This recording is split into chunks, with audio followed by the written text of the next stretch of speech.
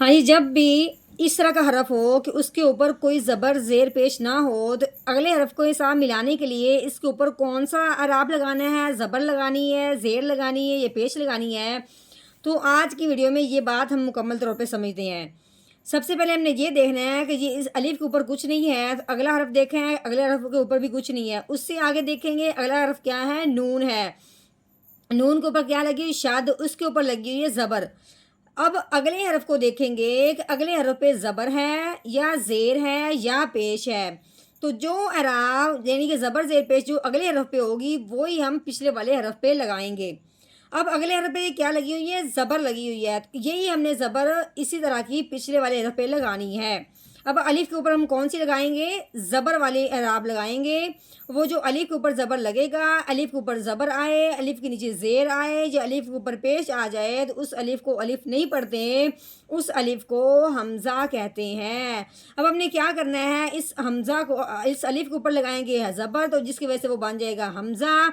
फिर हमज़ा को हमने मिलाना है इस नून के साथ, क्योंकि ये आ गई है तीन दंदों वाली शाद। शाद जिस हरफ के ऊपर आती है वो पिछले वाले को अपने साथ मिलाती है। अब हमने पहले अलिफ के ऊपर ज़बर लगाना है, फिर अलिफ को हमने हमज़ा बनाना है। हमज़ा को बनाने के बाद अगले हरफ पे नून के ऊपर शाद आने की वजह से हमज़ा को नून के साथ मिलाना है। हाँ जी, इस आयत को मुकम्मल समझने के लिए आपने मुकम्मल वीडियो देखनी है, जिससे इंशाल्लाह आपको बहुत फ़ायदा होगा। नहमदुहु व नसल्ली अला रसूलिहिल करीम अम्मा बाद फ़अऊज़ु बिल्लाहि मिनश शैतानिर रजीम बिस्मिल्लाहिर रहमानिर रहीम। अस्सलामु अलैकुम व रहमतुल्लाहि व बरकातुहू। उम्मीद है आप सब खैरियत से होंगे। इंशाल्लाह जहाँ होंगे ईमान और सेहत की नेमत से माला माल होंगे। हाँ जी, तो आगाज़ करते हैं हम अपने आज के सबक का दुआओं के साथ। तो चलिए शुरू करते हैं। अल्लाहुम्मा सल्ली अला सय्यिदिना व मौलाना मुहम्मदिन व अला आलि सय्यिदिना व मौलाना मुहम्मदिन व बारिक व सल्लिम। रब्बि इश्रह ली सदरी व यस्सिर ली अमरी वाहलुल उक़दतम मिन लिसानी यफ़क़हू क़ौली। Rabbi ज़िदना इल्मा, rabbi ज़िदना इल्मा, rabbi ज़िदना इल्मा। अऊज़ु बिल्लाहि मिनश शैतानिर रजीम। बिस्मिल्लाहिर रहमानिर रहीम। हाँ जी, ये नून है। नून के ऊपर लगी हुई है तीन दंदों वाली शाद।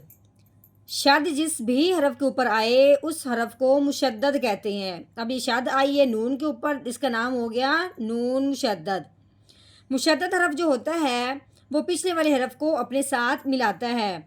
अब नून से पीछे देखते हैं तो पीछे ये लाम है, उससे पीछे देखते हैं तो उससे पीछे अलिफ है। अब देखते ये हैं कि लाम के ऊपर कोई ज़बर कोई ज़ेर पेश नहीं लगी हुई जो इसके साथ मिले।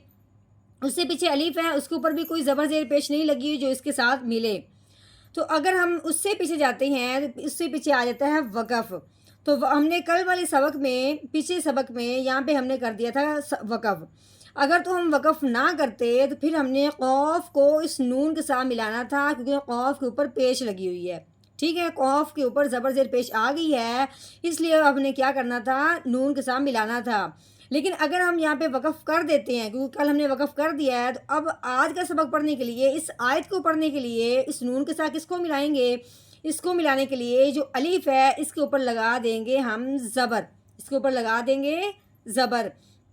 तो अब हम ज़बर लगाते हुए इस अलिफ के ऊपर ज़बर लगाएंगे। अलिफ के ऊपर ज़बर ज़ेर पेश आ जाए तो उस अलिफ को अलिफ नहीं पढ़ते, उस अलिफ को हमज़ा पढ़ते हैं। अब इस अलिफ के ऊपर ज़बर लगाने की वजह से इसको हमने क्या कहना है, हमज़ा कहना है। तो हमज़ा को हमने नून के साथ मिलाना है, क्योंकि नून के ऊपर शाद आ गई है। तो दूसरी बात यह है कि जब नून के ऊपर शाद आ जाती है तो नून पे हमेशा गुन्ना करते हैं। अब हमने क्या करना है, नून पे गुन्ना करना है। तो किस तरीके से करेंगे, हमज़ा नून ज़बर अन, कैसे किया है, अन। हाँ जी, अब आगे देखते हैं, नून के ऊपर लगी हुई है ज़बर, उससे आगे जब देखा है कुछ जीम के ऊपर ये जो दाल नुमा बनी हुई है इसको कहते हैं जज़म। ये जज़म जिस हरफ के ऊपर आती है उस हरफ को साकिन कहते हैं, और ये जो जज़म वाला हरफ होता है ये भी पिछले वाले को अपने साथ मिला लेता है। अब हमने नून को इस जीम के साथ मिलाना है इस जज़म की वजह से। دوسری بات یہ ہے کہ یہ جزم آئی ہے جیم کے اوپر، اس جیم کو اوپر ہم نے ہلا کے پڑھنا ہے۔ اب ہلانا کیوں ہے؟ کیونکہ حروف قلقلہ جو ہیں وہ 5 ہیں، اس میں سے ایک حرف جیم بھی آتا ہے۔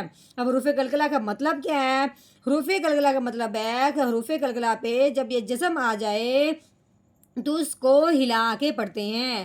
اب پہلے تو ہم نے نون کو جیم کے ساتھ ملانا ہے، اس کے بعد اس کو ہم نے ہلانا ہے۔ کیسے پڑھیں گے؟ نون جیم زبر نج، ٹھیک ہے۔ اب ہم نے جو کیا نا نج، یہ ہم نے ہلایا ہے۔ اگر ہم پڑھتے ہیں نج تو یہ ہلے گا نہیں، تو یہ حرف کا صحیح ادائیگی بھی نہیں ہوئی، ٹھیک ہے۔ ہم نے کیسے کرنا ہے؟ ان نج، آگے دیکھیں یہ میم ہے، میم کے اوپر کیا لگی ہوئی ہے؟ پیش لگی ہوئی ہے۔ آگے یہ الف ہے، الف کے ساتھ آگے یہ لام ہے، ان دونوں کے اوپر کچھ نہیں لگا ہوا۔ آگے یہ سا ہے، سا کے اوپر شاد آنے کی وجہ سے اب ہم نے میم کو سا کے ساتھ ملانا ہے۔ کیوں ملانا ہے؟ کہ جو شاد والا حرف ہوتا ہے وہ پچھلے والے کو اپنے ساتھ ملاتا ہے۔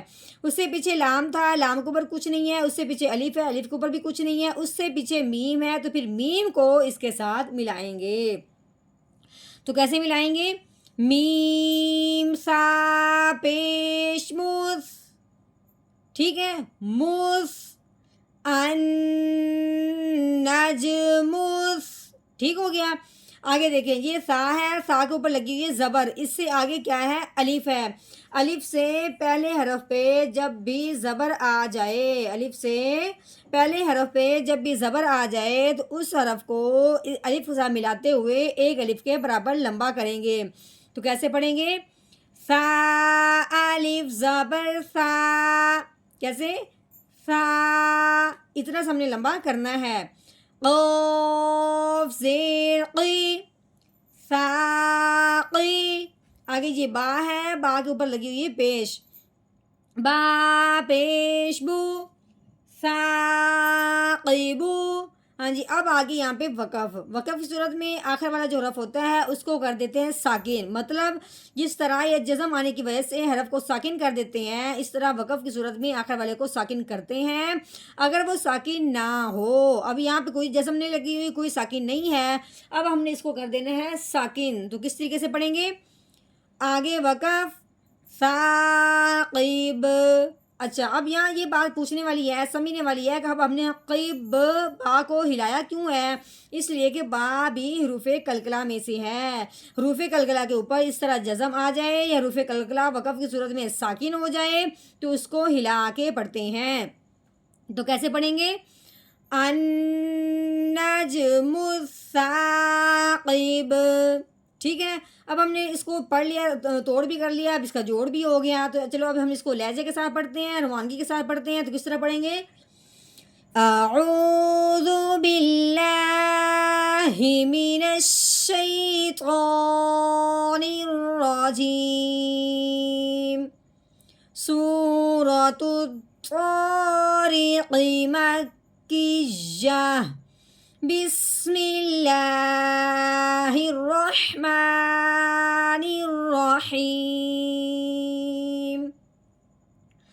النجم الثاقب، النجم الثاقب۔